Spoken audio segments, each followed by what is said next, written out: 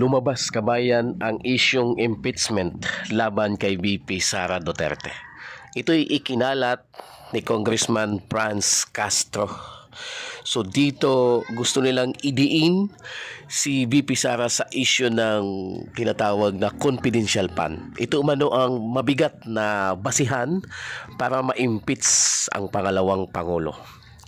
Sana lang kabayan magkaroon ng tamang proseso ang tinatawag na impeachment na ito. Mabigat na impact ito para sa ating VP Sara Duterte na imbis na magtrabaho ng maayos ay tila may mabigat na problema na pasanin ang ating pangalawang Pangulo. Ito yung impeachment na niluluto ng Kamara laban sa ating Vice President Sara Duterte.